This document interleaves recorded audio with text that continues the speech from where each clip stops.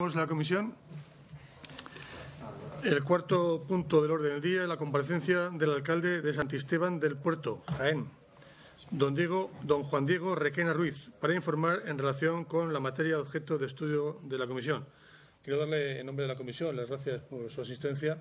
Veo que ha estado acompañándonos, ¿no?, en las anteriores, por lo tanto tengo que decirle cuál es el funcionamiento de ella, ¿no? Tiene usted la palabra desde este momento ya. Pues yo se la agradezco.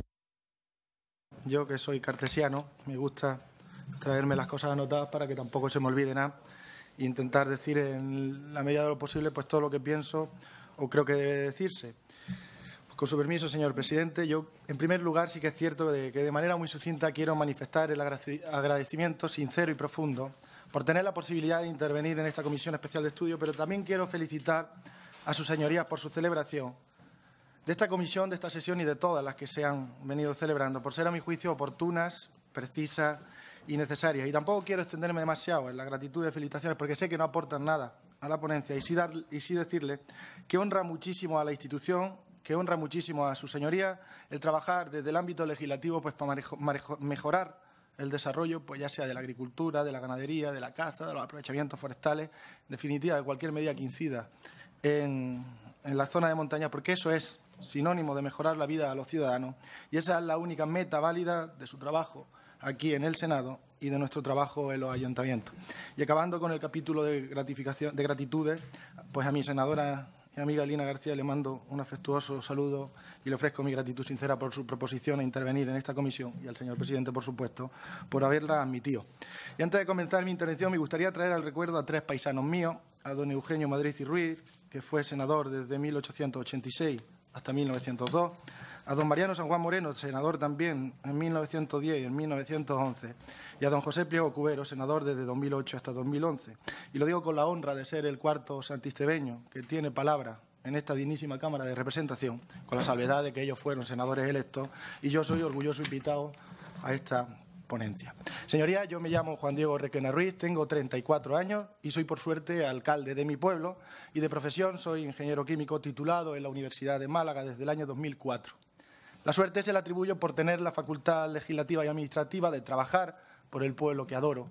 La profesión me vino por vocación y 5 años y unos meses después de matricularme en una universidad a 300 kilómetros de mi casa, obtuve un título que por entonces era sinónimo de tener que vivir a la fuerza fuera de mi pueblo, fuera de mi hogar. A las pocas semanas de terminar la carrera me incorporé a un mercado laboral que formaba parte de esa idea preconcebida de no regresar nunca a mi tierra. Soy de Jaén, soy del Condado, soy de Santisteban del Puerto, o lo que es lo mismo, soy de la Tierra del Olivo, soy de la Sierra Morena, soy un ciudadano del mundo rural.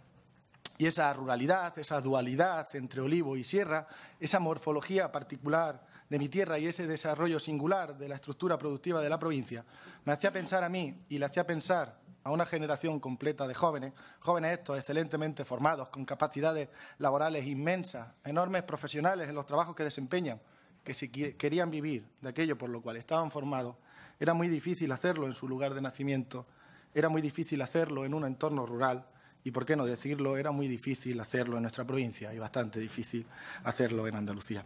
Fue un año más tarde, cuando me tuve que ir a trabajar fuera de Andalucía, cuando comprobé que pueblos de 5.000, de 10.000, incluso pueblos de 3.000 habitantes, que no son sinónimos de industria, pero que sí tenían estructuras productivas industrializadas y demandantes de mano de obra, pueblos que han sabido utilizar sus recursos naturales, manufacturarlos, implementarles valor añadido, hacerlos rentables y crear riqueza.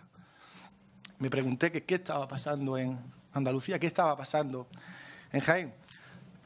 La provincia de Jaén, no nos engañemos, vive y depende del olivar, una estructura productiva anquilosada quizás, basada en la agricultura. El modelo productivo actual ha guiado a los pueblos a un modelo de pseudo-subsistencia basado en exclusiva en el olivar. La política agraria y forestal andaluza nos ha guiado a un modelo productivo y un modelo competitivo y, en definitiva, un modelo de vida casi basado en un subsidio. Subsidio que, lejos de fomentar una desigualdad social y económica real, ha llevado al mundo rural actual en la provincia de Jaén a sumirse en una profunda crisis. La crisis se puede deber a múltiples causas. Yo destacaría quizá una introducción de la tecnología en el olivar, que ha reducido el número de jornales que se puede prestar en el campo, el éxodo de la población a la ciudad, consecuencia quizás también de esto primero, la escasa rentabilidad del producto final, el nulo desarrollo de valor añadido en la provincia al aceite de oliva y, sobre todo, al nulo desarrollo de alternativas productivas en la provincia de Jaén, al margen de un sector servicios algo desarrollado. Esta crisis, lejos de ser coyuntural, parece que el sistema actual la ha convertido casi en crónica, ya que la eliminación de jornadas en el campo y la escasa necesidad de mano de obra para trabajos complementarios en el olivar hace que el componente variable de la renta del trabajador, ese que surge de la prestación efectiva de trabajo en el campo, vaya reduciéndose poco a poco, imponiendo al trabajador un empobrecimiento irremediable, ya que el número de jornales que se pueden prestar en el campo resulta insuficiente para poder incluso sobrevivir. Por tanto, el panorama que nos encontramos en la provincia es que esquemáticamente lo podríamos resumir como sigue. Por un lado, un olivar tradicional ahogado por una escasa rentabilidad. Por otro, una masa trabajadora, jornalera, con pocas y cada vez menos expectativas de trabajo en el medio agrícola. Y, finalmente, un subsidio agrario insuficiente. Recordemos que es inferior al salario mínimo interprofesional, por lo que no se da ni para cubrir las necesidades básicas de ropa, alimentación o vivienda. Señorías, con estos datos de partida está claro que hay que cambiar algo. Y debemos ser los propios pueblos los que busquemos nuestro destino, sin lugar a dudas cambiante, ilusionante y con un componente alto de astucia. Debemos estar convencidos, lo primero, que el modelo rural funciona y tenemos que ser los propios ciudadanos los que lo hagamos funcionar. Nuestro sistema de crecimiento no puede estar soportado ni sobre falacias ni sobre falsas esperanzas y no podemos albergar nuestras expectativas futuras en un sistema basado exclusivamente en el olivar.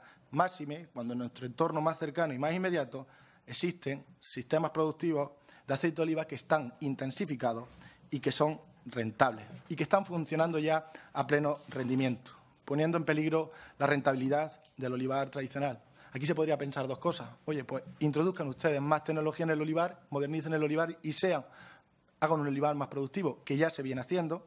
O segundo, pensar en una reconversión de nuestro olivar tradicional en un olivar de producción intensiva, que debido a la morfología particular de nuestra tierra sería algo inviable. En cualquier caso, cualquiera de estas dos medidas seguramente harían más rentable el campo, pero también eliminaría más mano de obra, por tanto, más despoblación y más abandono de los pueblos. Por tanto, si consideramos que el principal problema de despoblación en la provincia de Jaén pasa por la paulatina supresión de jornadas en el campo, para poder seguir fijando la población, para seguir albergando expectativas de los hombres y mujeres de la provincia, debemos necesariamente buscar otras fuentes de trabajo que sean rentables por sí solas y que sean yacimientos de mano de obra por sí solas. Es decir, necesitamos alternar un sistema productivo que está basado en el olivar con otro sistema productivo que sea demandante de mano de obra con el objeto de complementar o completar la renta de los trabajadores hasta elevar la parte variable, la de la prestación de trabajo efectivo en el campo, hasta niveles suficientes como para poder vivir. Es decir, hay que buscar más jornales de trabajo en el campo y hay que buscarlo necesariamente fuera del olivar.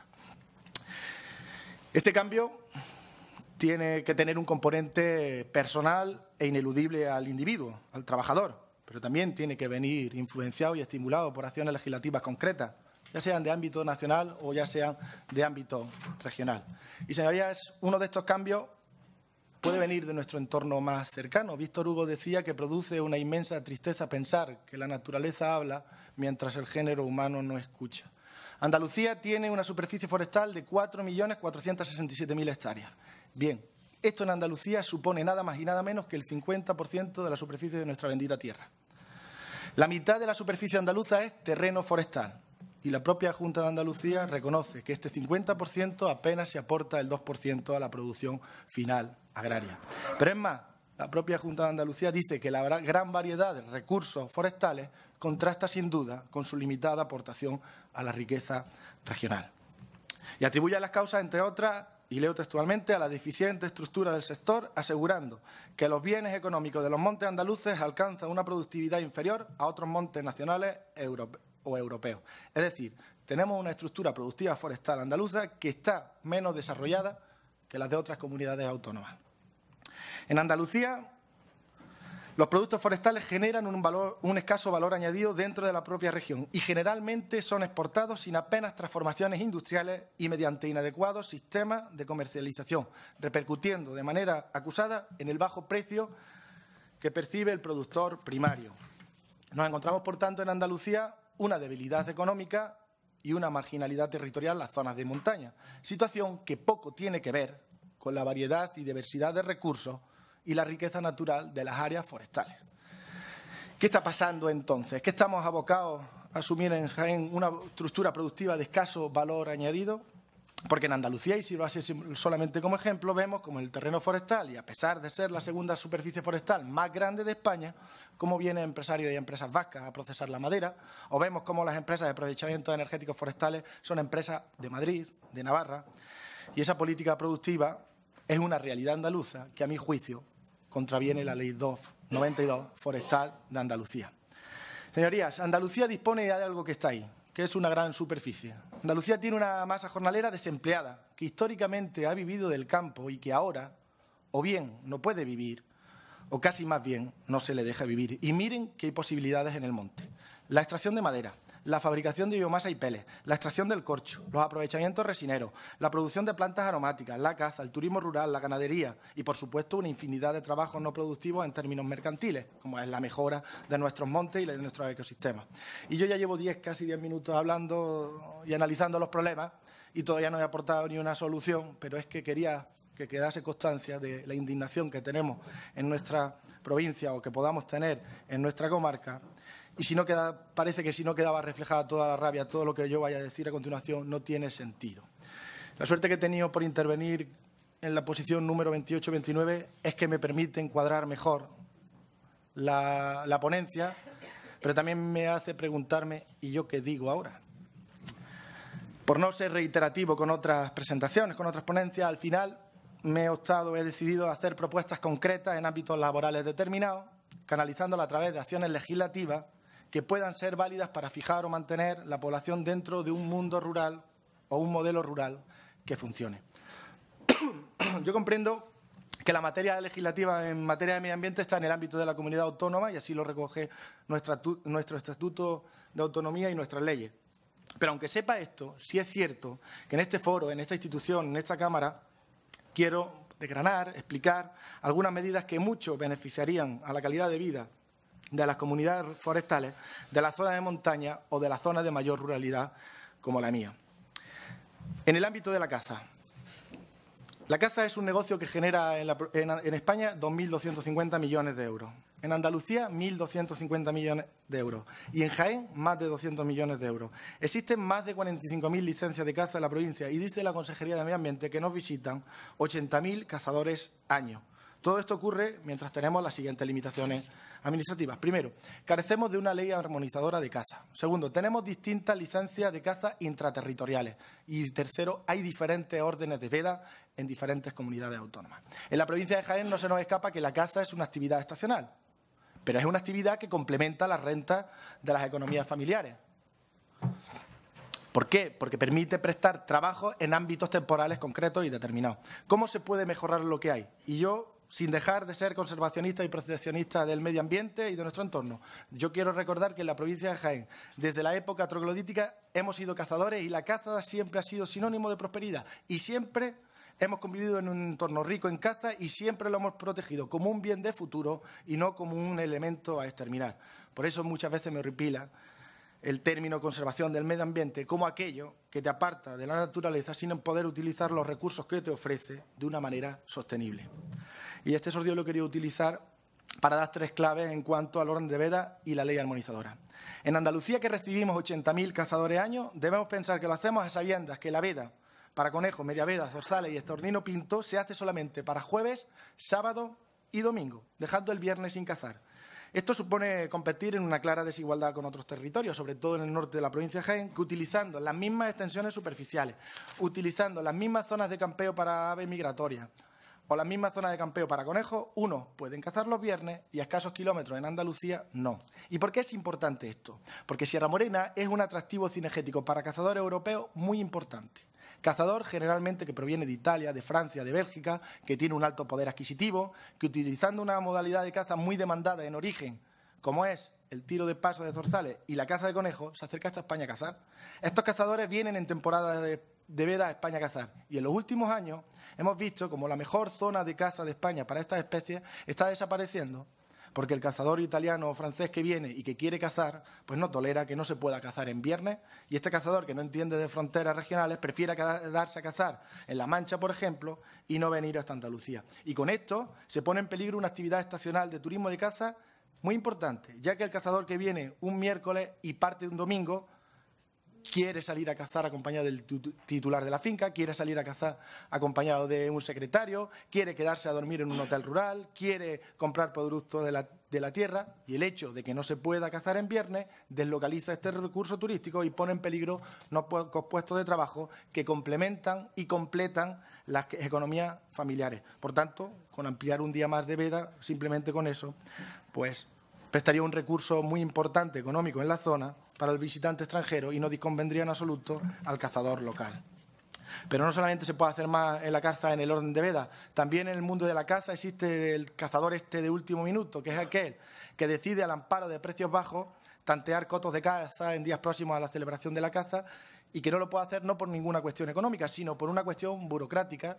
Este cazador dispone de licencia de caza en su comunidad autónoma, dispone de permiso de armas, pero no puede cazar en Andalucía si con al menos 15 días de antelación no lo ha decidido. Y esto es un problema grandísimo que también hace que haya poca movilización entre comunidades y, como comprenderán, también supone una pérdida de riqueza. Podría abundar muchísimo más en el asunto de la caza, pero quiero concluir el asunto diciendo, primero, que la caza es un recurso económico importante que complementa a las economías locales, no solo al propietario del monte, sino también a muchísimos trabajadores fijos o eventuales que encuentran un complemento económico en la actividad cinegética. Segundo, la caza es sinónimo de turismo rural, de empleo complementario, de riqueza estacional. Y tercero, la caza es un recurso conservacionista del monte y así lo establece y lo regula la Ley Forestal de Andalucía. Dejando el ámbito de la caza, podríamos entrar en el ámbito de la extracción de madera y fabricación de pellets. Y es aquí, en este preciso ámbito de actuación, donde más carencias se ven en las comunidades rurales y donde más se reclama el esfuerzo inversor y legislador.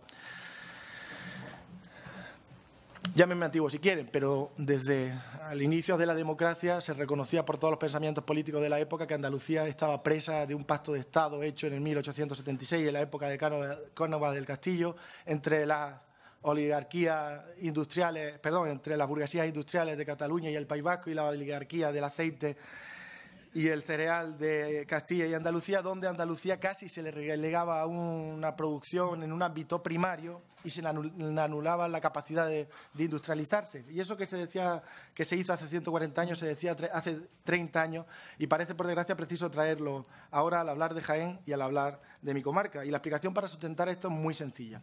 Jaén tiene una superficie forestal de 13.500 kilómetros cuadrados. Una superficie total de 13.500 kilómetros cuadrados, de los cuales 627.000 hectáreas son superficie forestal. O lo que es lo mismo, la mitad de la superficie de la provincia de Jaén es superficie forestal, con un valor productivo, recreativo y ambiental total de 4.275 millones de euros, valor potencial. ¿Saben cuántas industrias dedicadas a la transformación de madera hay en la provincia de Jaén? Una, fábrica de pellets y escasas 3 o 4 madereras al margen de 2 empresas de cogeneración instaladas en la provincia al amparo casi de 1 kilovatio caro. ¿Cómo es posible que teniendo la superficie forestal, que teniendo la materia prima, que teniendo el capital humano, no se desarrolle una industria alternativa productiva complementaria al amparo del monte? Pueden ser varias las consecuencias, pero sin duda la más importante quizás sea la limitación actual que existe en los montes de la provincia de Jaén y la limitación que hay, de hecho, al desarrollo.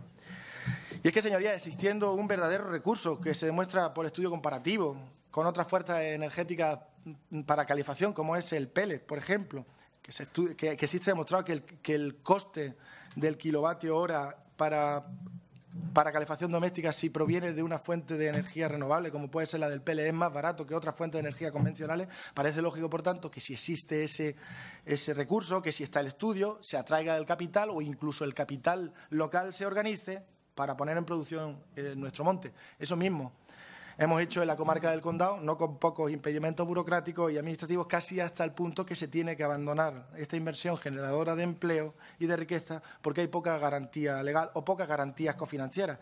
El capital al final acaba huyendo si no se tiene un amparo legislativo para poder implantarse. Si no hay garantía por parte de la Administración de que cualquier inversión sea atractiva para el que invierte, el capital acaba huyendo. Por tanto, una buena solución en este aspecto sería hacer cumplir la Ley Forestal de Andalucía, permitiendo a las comunidades rurales su desarrollo tal y como se prevé en el artículo 5 y 6 de la Ley Forestal de Andalucía, y no lo que actualmente se viene haciendo con el uso del monte, que más bien parece el resquicio de financiación de algunas empresas públicas deficitarias y monstruosas. Por supuesto, también sería una buena acción incluir los planes de acción global, y yo que he sido presidente de una ADR, pues podría decir que incluir la actividad maderera, de transformación de materia prima forestal y permitir también, ¿por qué no?, la libertad de empresas para la generación de riqueza en las comunidades rurales. Dejando el ámbito de la madera, en el ámbito de la introducción de nuevos aprovechamientos de recursos forestales. En Jaén llevamos cientos de años cuidando los olivos y lo sabemos hacer con una minuciosidad casi germánica. Pero en algunas comarcas de Jaén, en algunas zonas de Jaén, y fruto de diversos convenios entre el patrimonio forestal del Estado, hablo de mediados del siglo XX, y algunos ayuntamientos y algunos propietarios privados, introdujeron una especie nueva en nuestras zonas que hasta entonces era desconocida, como fue el pino piñonero y el pino carrasco. Estos pinos tuvieron un propósito hace 50 años y era de servir de riqueza futura. Hoy esos pinos ya están maduros y dispuestos para usarse y deberían estar para servir a la ciudadanía. Tierra de Pinares en Segovia, La Manchuela en Cuenca, son ejemplos de algunas comarcas que han retomado la actividad resinera como una actividad económica complementaria en sus comarcas. La coyuntura económica actual ha llevado a las empresas del sector resinero a volver a interesarse por esta industria. Europa y especialmente España disponen de una industria moderna y muy activa, capaz de buscar nuevas utilidades a una materia prima tan versátil como la resina, cuya aplicabilidad es muy diversa: adhesivos, pinturas, tintas, cosméticos y productos alimenticios, productos que tienen todos en sus bases los dos componentes prioritarios de la resina, que son la trementina y la colofonia. ¿Qué se puede hacer en este sentido? Primero, ordenar el monte para este nuevo aprovechamiento. Segundo, incentivar al trabajador a través de la inclusión en un régimen de la seguridad social del tipo del régimen especial agrario como el que tenemos en Andalucía, o que se introduzca el concepto de economía familiar dentro de esos trabajos en la explotación de este bien, que tiene la rentabilidad justa para poder vivir una persona apoyada circunstancialmente por otra en el trabajo. Y con estas 2 o 3 medidas yo les garantizo que la resina tendría un despertar económico en tierras como la mía, que lo que tiene de sobra son pinos y, por desgracia, trabajadores, porque es un trabajo que se complementa con el olivar tradicional, porque no se solapan en el tiempo. El olivar termina cuando empieza la resina termina cuando empieza el olivar. Para finalizar, en las medidas concretas, quiero ser valiente en una proposición y dejar un análisis pequeño de futuro para la provincia de Jaén. Las comarcas rurales, las provincias forestales, aquellas zonas que tenemos diferentes figuras ambientales de protección, Red Natura 2000, CEC, CEPA, parques naturales, LIC, etcétera, padecemos generalmente los inconvenientes que por tener zona de montaña tenemos. Esto es, aislamiento geográfico, dificultades para poner en valor el suelo, escaso desarrollo local, pero también tenemos algo que aportamos al conjunto de la sociedad y que yo les engañaría si dijese que no me siento orgulloso de ello. Bienestar ambiental, confort, belleza, aire puro, ecología, beneficios los cuales son aportados hasta el momento de forma gratuita al conjunto de la sociedad española y que poco recibimos a cambio. De lo que sí disponemos son de hectáreas y de hectáreas de terreno forestal generalmente ocioso que a poco ayudan a mejorar la renta de sus habitantes. Pero además de eso, las comunidades rurales y forestales compartimos también una masa jornalera con pocas expectativas de futuro y creo que podría ser el momento de hacer algo valiente. Y permítanme que yo les pida su ayuda para que estudien con cariño la propuesta que yo hago a continuación desde la responsabilidad que como alcalde tengo. Como bien sabrán, en nuestra ordenación laboral en Andalucía existe un régimen especial agrario al cual se incorporan trabajadores agrícolas cuando alcanzan la mayoría de edad. Se incorporan para trabajar mucho en el campo, pero pocas jornadas reales y cobrar un subsidio por desempleo. Subsidio escaso, pero vital para llegar a final de mes. Subsidio que poco motiva la acción y hace caer en el círculo vicioso de pesimismo, sobre todo a la gente más jóvenes. Yo no puedo entender que jóvenes menores de 30 años se vean abocados a un sistema de vida basado en una actividad profesional escasa y al cobro de un subsidio insuficiente. Por tanto, y sirva como propuesta personal, lo que se podría hacer es buscar una alternativa pública que canalice los recursos destinados al subsidio agrario para jóvenes menores de 30 años a modo de gran convenio entre ayuntamientos, administración central, administración local y centros educativos incluso, que permita cambiar a los jóvenes trabajadores agrícolas ofreciendo expectativas laborales de futuro a través de actividades productivas en términos mercantiles o no, que tengan como base nuestros recursos endógenos, de forma que se quede el valor añadido en la sociedad rural que los genera. ¿En qué podría consistir esto? Por un lado, crear un gran centro de formación especializado en las profesiones relacionadas con el monte, prevención de incendios, reforestación, limpieza, custodia de especies protegidas, aprovechamiento del corcho, plantas aromáticas, setas, creación de senderos ambientales y su conservación, madera, biomasa para calefacción, etcétera, etcétera, etcétera.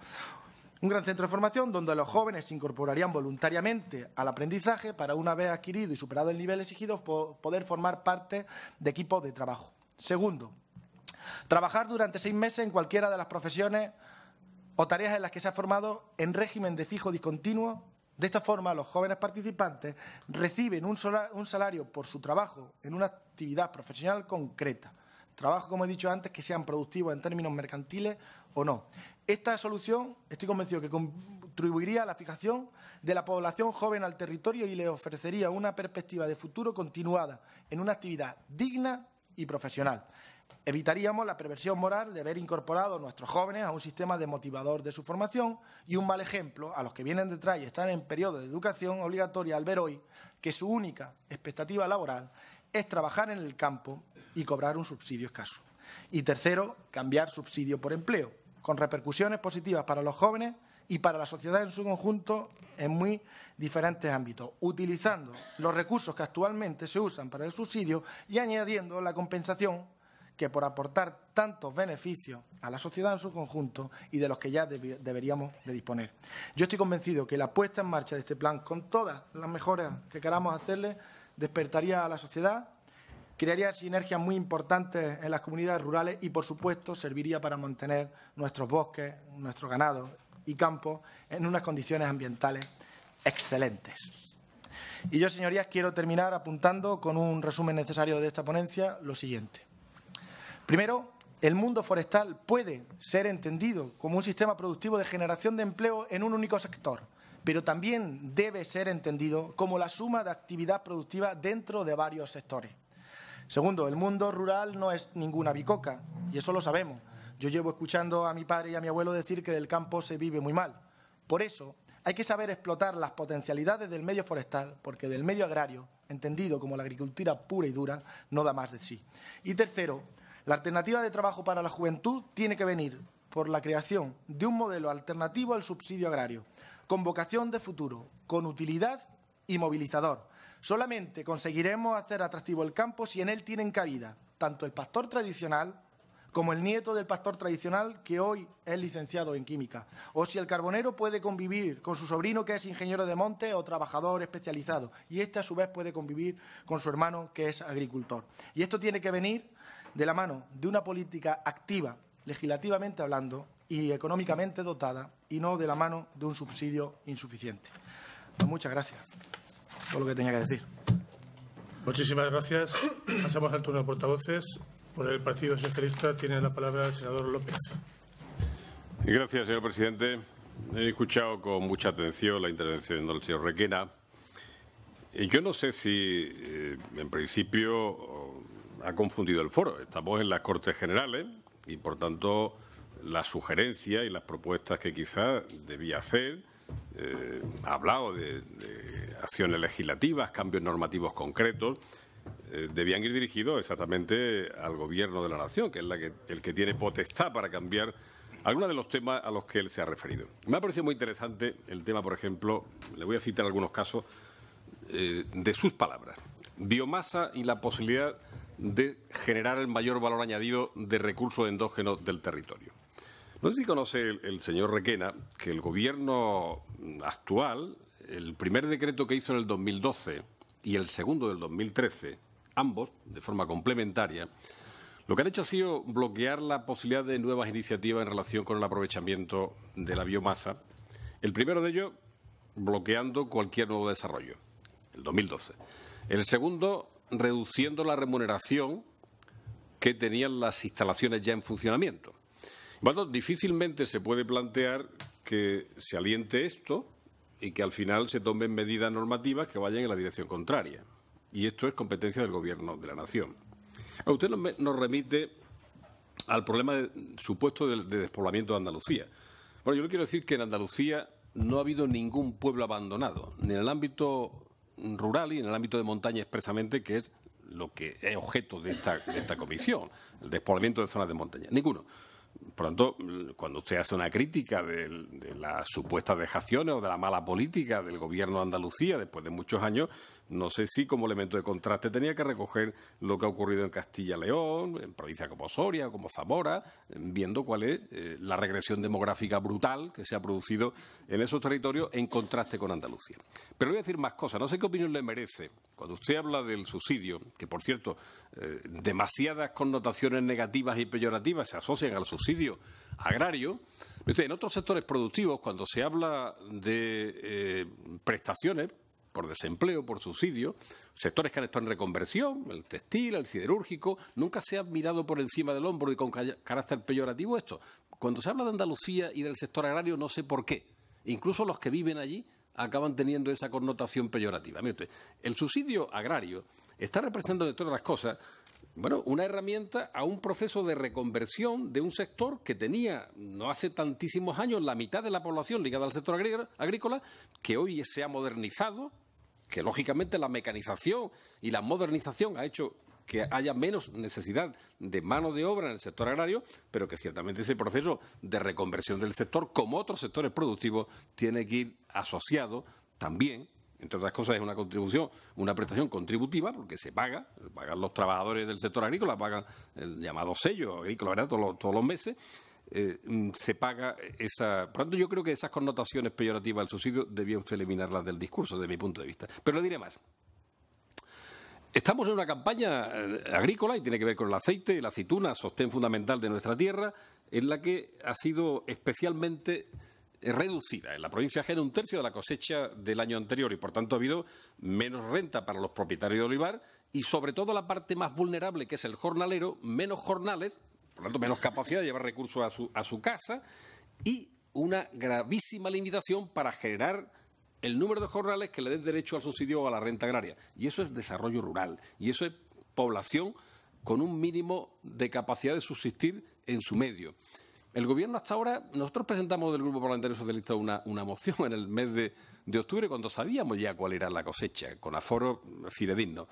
Y ciertamente estamos esperando todavía que se modifique esa situación. No sé qué opinión le merece esa actitud del Gobierno en esa supuesta necesidad de cambiar normas para favorecer que ciertamente la gente que vive en el medio rural y en la zona de montaña tenga unas mínimas condiciones de vida. Hablamos del olivar en pendiente. La zona suya y su municipio está afectado por eso. En la provincia de Jaén hay 114.000 hectáreas con olivar en pendiente, con una superficie, con una pendiente superior al 20%. Pues no hay que ser un genio ni ir a Harvard para darse cuenta de que efectivamente las limitaciones en términos de mecanización que representa poder trabajar en olivar con esa pendiente representa mayores costes, porque ciertamente no se puede mecanizar, y evidentemente menos rentabilidad del olivar, que tiene que competir en un mercado donde no hay elementos para la discriminación. Pero sí hay la aplicación de la política agraria común, que en este caso el señor Cañete podía haber permitido, por ejemplo, que la petición que se ha hecho, absolutamente razonable, de que el olivar en pendiente pueda tener ayudas asociadas, y no hablo de más de presupuesto del Estado, no hablo de más gasto del Estado español, hablo de una diferente distribución de los recursos procedentes de Bruselas destinados a la política agraria común. No sé qué opinión le merece. Si ese olivar en pendiente, naturalmente en las zonas de montaña, porque estamos hablando de pendiente y de montaña, merecería que tuviese esas ayudas asociadas que la legislación comunitaria permite y que el Gobierno de España hasta ahora ha decidido no poner en marcha. Desde el Grupo Parlamentario Socialista hemos reiterado, está pendiente de discusión, una moción instando al Gobierno a que haga esto. Sí le pareció al señor Cañete oportuno hacerlo con el arroz. Seguramente le parecería que tenía más dificultades de supervivencia que el cultivo del olivar. Por lo tanto, me gustaría escuchar su opinión. También me parece que sería interesante, sabe usted, que los pequeños y medianos propietarios es la tónica dominante en la provincia de Jaén cuando hablamos de olivar. Una parte importante de la economía está ligada a eso. Hay que diversificar la economía. Yo soy de los que pienso que hay que buscar nuevos pilares que sustenten la economía y el empleo, pero hay que sacarle todo el rendimiento productivo posible al sector que sostiene la economía. Bueno, el 83% de los productores de la provincia de Jaén, que son 108.000, como usted sabe, son pequeños y medianos. 83%. Pequeños y medianos. Mucho de zona de montaña. El Gobierno Y quiero también saber conocer la opinión que usted le merece. Acordó y ya está aplicado. Los agricultores lo han recibido hace pocas semanas. El pago único en relación con la PAC de este año. Los que antes no tenían ninguna penalización, cobrando menos de 5.000 euros anuales, el Gobierno decidió que debían tener una penalización del 8,64%. 8,64%. De 0 a 8,64%. Pequeños y medianos, menos de 5.000 euros anuales. ¿Sabe usted qué ha pasado con ese ahorro? Porque no es que había limitación presupuestaria, no, es que se ha hecho un trasvase de rentas de esos pequeños y medianos exactamente a los bolsillos de los que cobran 100.000, 150.000 hasta 300.000 euros. Que no son habitantes de la zona rural, ¿verdad? Ni de la zona de montaña.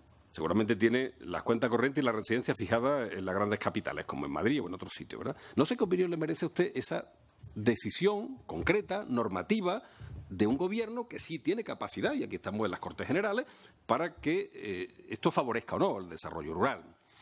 Bueno, son muchas cosas en las que el sitio que representa esta Cámara de Representación Territorial y, por tanto, el partido que sostiene al Gobierno, legítimamente, ha tomado decisiones que creemos que van exactamente en la dirección contraria de lo que se plantea en términos de equidad. Pero le hablo de políticas de diversificación.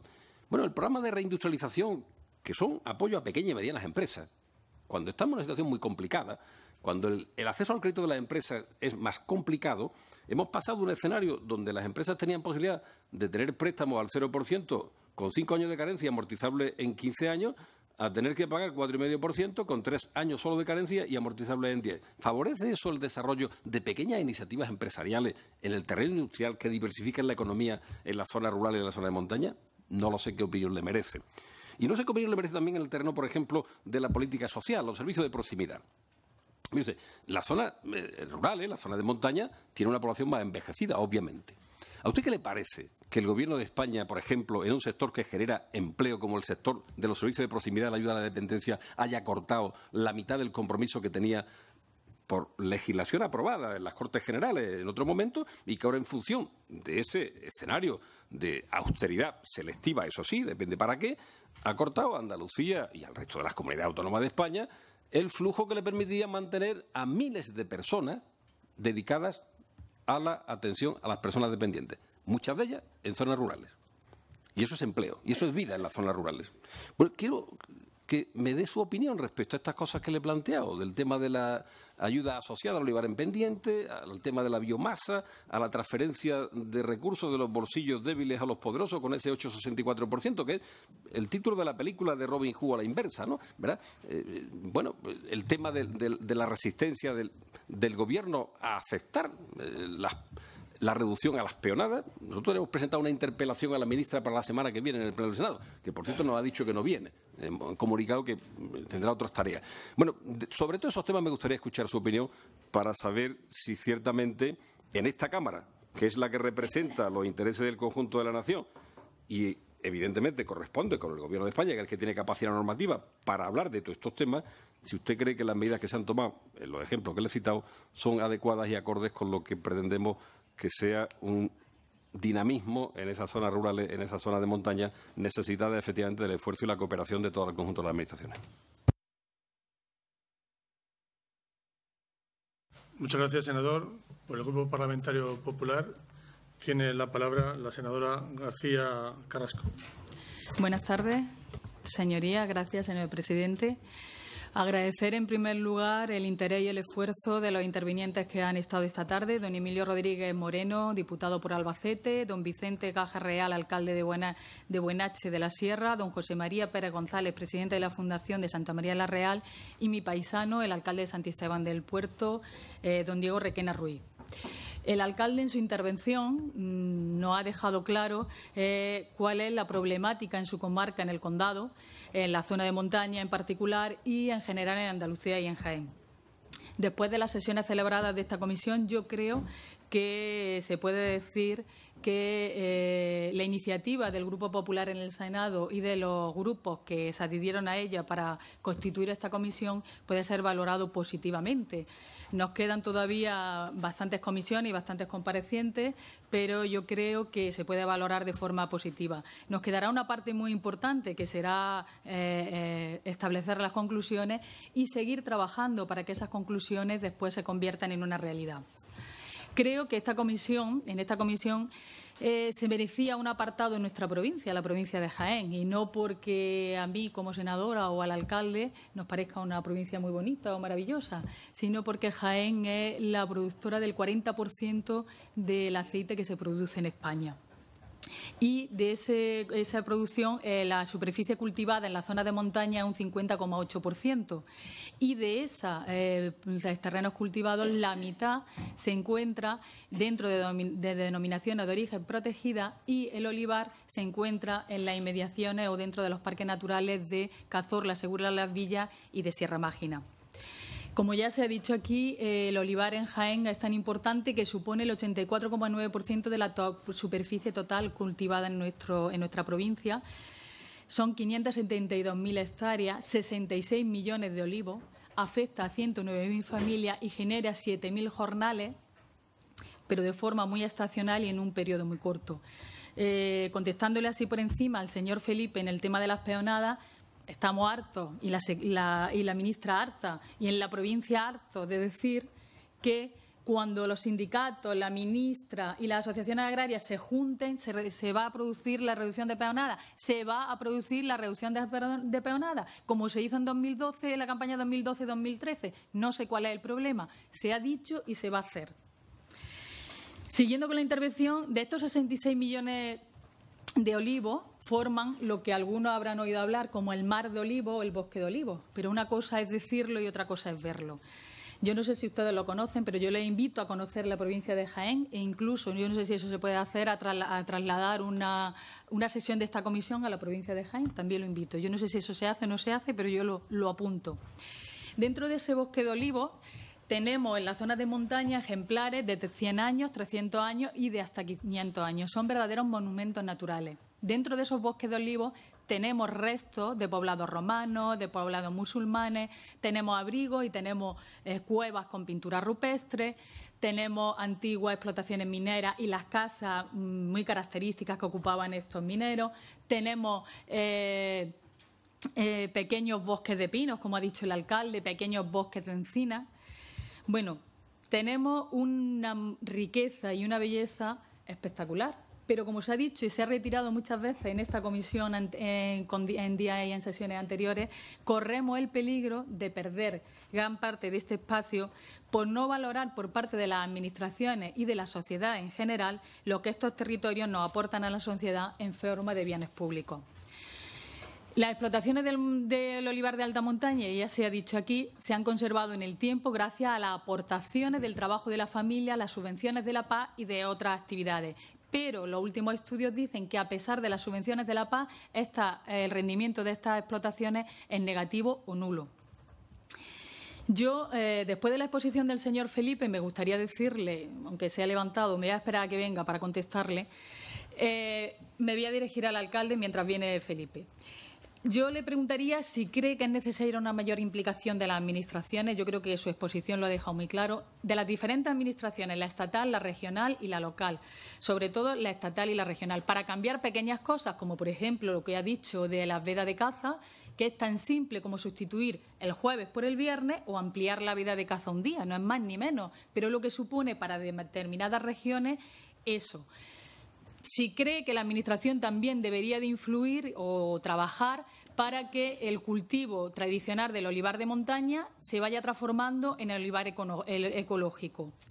Si cree que es necesario que la Administración se implique para que haya una marca de productos de montaña, puesto que se ha demostrado que el aceite de montaña tiene una calidad diferencial. Si cree que eso también debería de implicarse la Administración. Si cree que debería de implicarse la Administración en un cambio de normativa, porque, como se ha dicho por diferentes intervinientes en esta comisión, la normativa que rige para una ciudad de 50.000, de 40.000 o de 30.000 habitantes no puede regir para un municipio de 1.000. Yo voy a poner un ejemplo muy rápido. Cuando yo era alcaldesa en mi pueblo, hicimos un edificio donde queríamos albergar el centro de salud, el centro de día de mayores y muchas más actividades. Bueno, pues nos exigían, como si fuéramos un pueblo, la misma normativa como un pueblo, una ciudad de 50.000 habitantes, tener una planta de 600 metros cuadrados para el centro de salud en un pueblo de 1.500 habitantes, otra planta de 600 metros cuadrados para las urgencias, porque éramos centro de referencia, y otra planta de 600 metros cuadrados para el hogar de mayores. Pero además nos exigían tener un ascensor para cada planta, porque no se podía mezclar la gente. Yo creo que estos son absurdos que hay que resolver y que se han planteado aquí. En definitiva, yo le pregunto si cree al alcalde, a Juan Diego Requena, si cree que debe haber una discriminación positiva por parte de la Administración hacia las zonas de montaña para afianzar la población al territorio. Población que desde siempre y desde muchas generaciones atrás ha estado cuidando el territorio y aportando a la sociedad ese valor añadido que no se ha aportado. Y puesto que no viene el señor López, yo solo le quiero decir 3 cosas. Que fue el señor Zapatero el que comenzó en la legislatura suya la reducción en el tema de biomasa, que cuando llegó el Gobierno de la Nación no le quedó otra que reducir por el agujero que nos habían dejado, que no creo que en ningún momento de la intervención de Diego Requena se haya hablado de forma peyorativa del PER. Al contrario, yo creo que se ha hecho una apuesta valiente y se está diciendo que no es suficiente, al revés. Lo que se está diciendo es que no es suficiente para que la población de 30 años se fije en el territorio y pueda ser una alternativa a la regeneración del olivar. Por lo menos lo que yo le he entendido de su intervención. Lo que pasa es que a él le ha dado una interpretación que yo creo que no es la justa. Y en cuanto al olivar de montaña, él sabe, porque ya se lo hemos explicado muchas veces en la provincia, que no existe una subvención y ha existido nunca una subvención al olivar de montaña. Lo que existía era una ayuda que se detraían de los agricultores, que era el 8%, y que era lo que se repartía. El ministro Arias Cañete, que negoció la paz, que él lo sabe también, se comprometió, y ya existen estudios, a retomar el tema del olivar de alta montaña. Que el señor, ya por ir concluyendo, el ministro Arias Cañete le dio la vuelta a la negociación de la paz, quitando la tasa plana, que suponía una pérdida de 200 millones de euros anuales para nuestra provincia. Así que yo agradecer la intervención de Diego Requena y de todos los intervinientes de esta tarde, y que vuelvo a reiterar que lo más importante serán las conclusiones de la comisión y que podamos hacer que eso sea una realidad. Muchas gracias. Gracias, senadora. Para dar su opinión sobre lo que se ha comentado o matizar cosas que usted crea oportuno, tiene la palabra por un tiempo aproximadamente de unos 10 minutos. De acuerdo. De la respuesta quería que fuese hacia el señor López, que no está en este momento, pero sí que quiero que quede constancia. Él dice que cree que yo me he equivocado de foro o de institución y que tenía que haber ido a las Cortes a contestar. Yo, con todos los respetos del señor López, creo que se ha equivocado de tema a la hora de preguntar o a la hora de venir a esta comisión. Creo que se ha equivocado de comisión y ha venido a otra. Yo, que he visto todas y cada una de las sesiones de esta comisión, es la primera vez que veo una intervención en una comisión que tiene por título Medidas a desarrollar para evitar la despoblación en zonas de montaña, una comisión de estudio que lo que prevé o pretende es mejorar la condición de vida de los ciudadanos que la habitamos, se convierta en un dogmatismo argumentario de una sigla en contra de otra y hacer algunas connotaciones que no son las que yo he dicho, ni mucho menos las que yo entiendo. Me hablaba de que le quitasen las connotaciones peyorativas. Creo que no tiene ninguna connotación peyorativa y no se lo voy a consentir que lo diga, porque no lo creo así. Las únicas connotaciones peyorativas que haya podido incluir dentro de la terminología utilizada dentro de la intervención vienen explicadas o recogidas en un libro que ha editado la Junta de Andalucía, que se llama Nuevas Estrategias de Desarrollo Rural de Andalucía, el proyecto NERA, y en él mismo ya incide en que el subsidio agrario resulta pernicioso para menores de 30 años. Pero la única connotación que, para mi punto de vista, tiene el subsidio agrario, la única, es que son 426 euros al mes durante 6 meses, y si no, quiero que me explique a mí el señor López cómo con 426 euros durante 6 meses y escasos 20 días de trabajo en el campo se pueden trabajar. Esa es la única connotación negativa que puede tener esto. En cuanto a las demás intervenciones que ha tenido preguntando acerca de la energía, o preguntando de la utilización de biomasa, bien, yo considero en ese sentido que no hablaba de energía eléctrica, que no hablaba ni mucho menos, hablaba de la producción de 1 kilovatio bonificado, yo hablaba de otras realidades. La realidad es que el 50% de la superficie es terreno forestal en la provincia de Jaén y casi por extensión en Andalucía. Concretamente en mi pueblo la mitad también es superficie forestal arbolada. Tenemos un gran recurso ocioso. Tenemos una cantidad de hectáreas y hectáreas de monte que creo que deberían de estar dispuestas para ser utilizadas. Y no digo más que leer lo que dice el artículo 5 y 6 de la Ley Forestal de Andalucía. Y me gustaría leerlo para que quedase claro lo que dice textualmente, lo que dice la Ley Forestal de Andalucía. Por tanto, que dice el artículo 5.4, dice: garantizar la integración del uso social, productivo y recreativo de los terrenos forestales, contribuyendo a la mejora de la calidad de vida, de la salud y de las condiciones sociales y económicas de las comunidades rurales. Posibilitar una efectiva participación social en las decisiones sobre la materia contenidas en la presente ley, con especial atención a los intereses municipales y de las demás entidades locales. Eso es lo que yo quiero incidir. Ahora mismo nosotros tenemos hectáreas y hectáreas de terreno ocioso que lamentablemente no podemos utilizar, y el problema no es de esta institución, lógicamente, y tampoco tengo que ir a las Cortes a preguntarlo, porque bastando con preguntar en la Junta de Andalucía sobraría. Era un poco por contestar y resumir la intervención del señor López, que bueno, me hubiese gustado que lo hubiese escuchado, pero no ha estado y se acaba de acercar.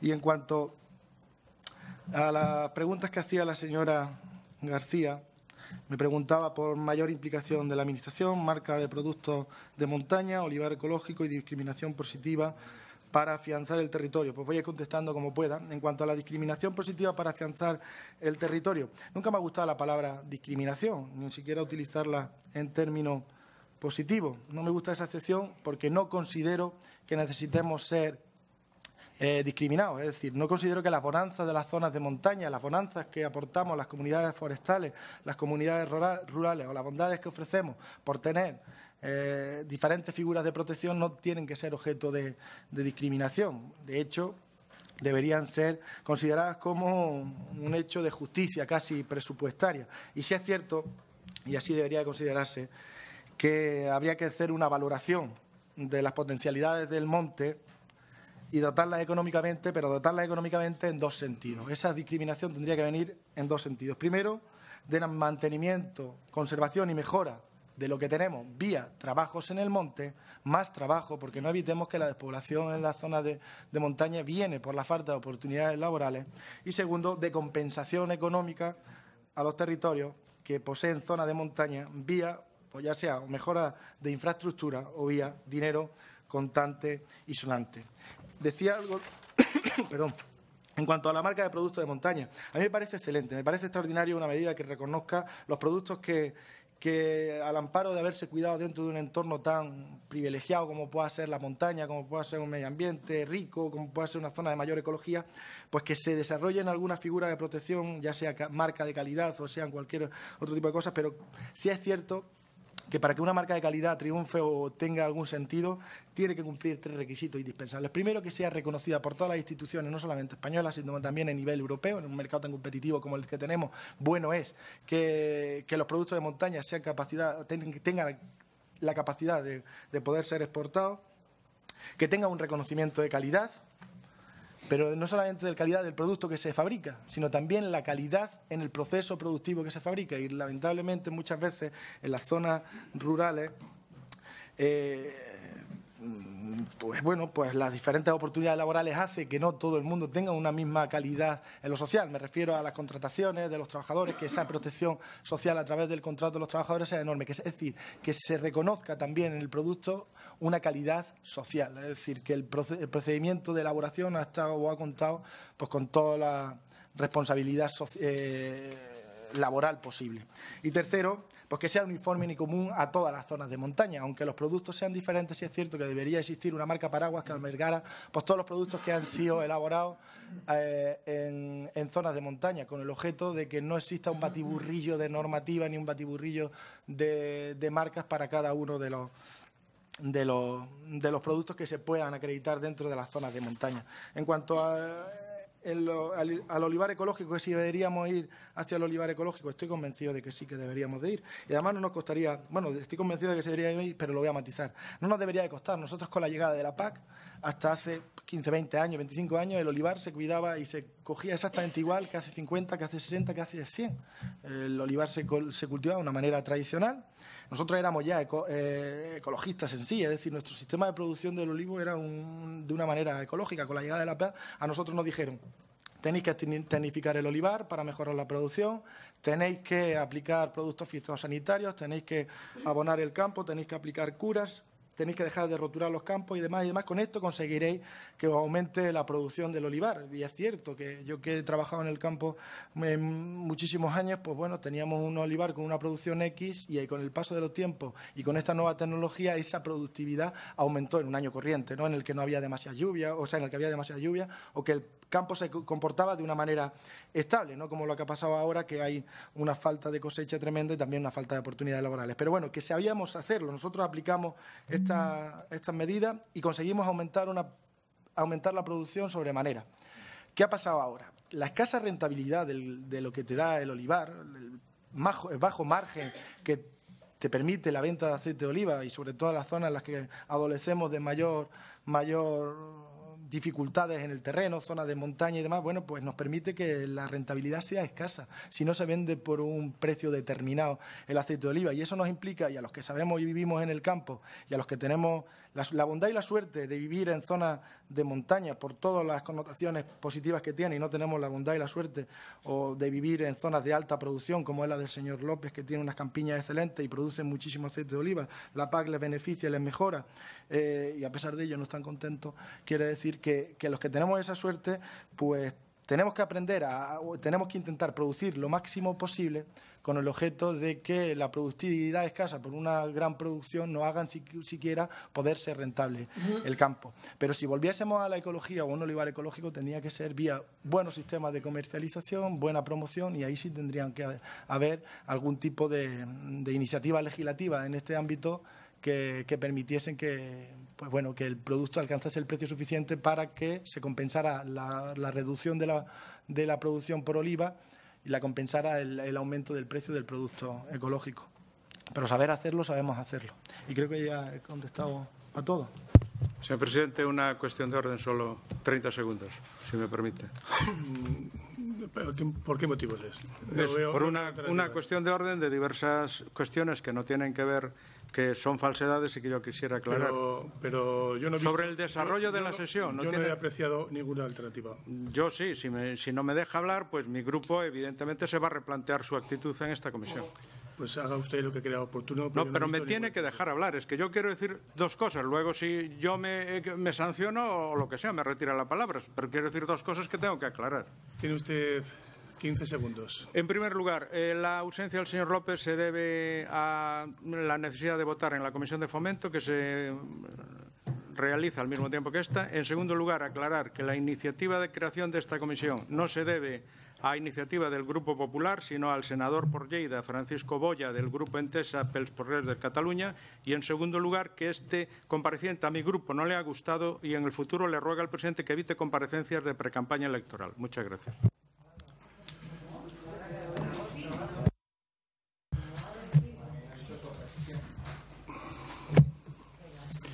Bueno.